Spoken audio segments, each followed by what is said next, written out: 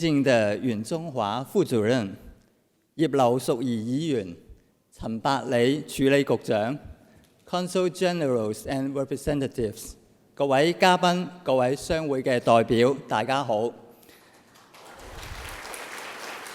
喺度，我謹代表香港中華廠商聯合會，再次歡迎各位嚟臨我哋今日嘅論壇。今年喺兩會政府嘅工作報告入邊，明確提出港澳要深化國際交往合作。呢個既係香港嘅獨有優勢，更加係新時代賦予我哋嘅重大使命。國際化係香港嘅基因，亦都係我哋嘅底色。從戰後崛起到成為國際大都會，再成為超級聯繫人，香港嘅每一步騰飛都離唔開國際化呢個強效嘅催化劑同埋關鍵嘅推動力。然而今日我哋面對嘅係一個前所未有嘅世界，百年變局疊加地緣政治嘅風險，全球化遭遇逆風。喺咁樣嘅歷史轉折點，香港嘅國際化應該點樣走出一條既穩健又創新嘅道路，實現喺動盪中行穩致遠，喺亂局中開創新局？我嘅答案係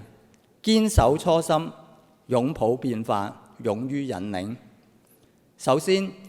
堅定不移落實一國兩制，係呢個香港連接世界嘅根基，係我哋進一步國際化嘅制度保障。其次，我哋要立足背靠祖國、聯通世界嘅獨特優勢，雙向發力。一方面，全面對接國家發展戰略，深入發掘同埋釋放國內超大嘅市場潛力；另一方面，以國際嘅規則為基礎，發揮中外制度連接器同埋轉換器嘅作用，特別係喺人民幣國際化、綠色化同埋創科發展等等呢啲重點嘅戰略領域，香港完全係有條件係成為制度創新嘅先行者同埋試驗場，助力國家係加快建設更高水平對外開放型經濟嘅新體制。同時，我哋仲需要拓展合作嘅緯度，構建多元國際網絡。香港應該喺鞏固傳統市場嘅基礎上，係積極開拓一帶一路沿線國家嘅商貿往來，拓展多層次、多元化嘅合作。香港嘅基建同埋專業服務具備國際嘅認可水準，能夠為新興嘅市場係提供高質量嘅發展方案，輸出香港嘅智慧。喺國際貿易同埋供應鏈重構嘅浪潮當中，香港唔應該淨係擔當傳統嘅中介角色，更加係應該成為企業全球化營運嘅戰略指揮塔同埋超級增值者。廠商會建議香港應該從5個流動去着手，包括係人才流、資金流、物流、商流同埋資訊流，打造成為高端供應鏈管理中心。我哋屬下嘅 CMA 檢定中心已經全面升級，從檢測認證到協助品牌出海，同外地嘅商品進入大灣區，提供一站式嘅支援服務，幫助企業係引進來同埋走出去，彰顯香港喺全球供應鏈入邊嘅獨特價值。喺值得強調呢係呢個國際合作。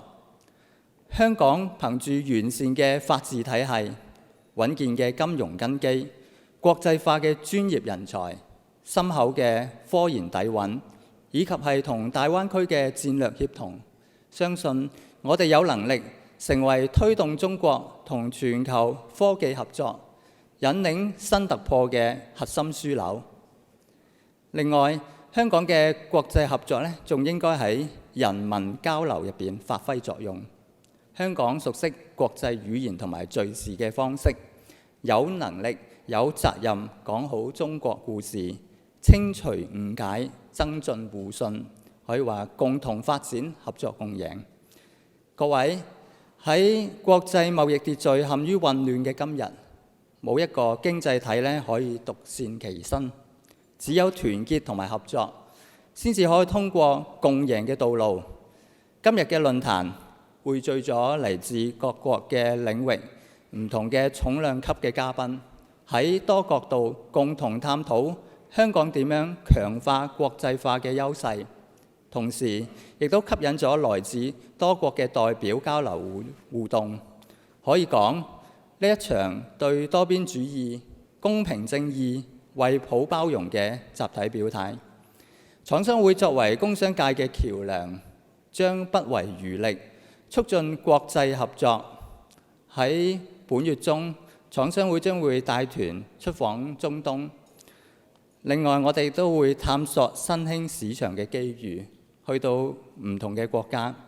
另外喺8月份，我哋將會舉辦呢個國際嘅酒會，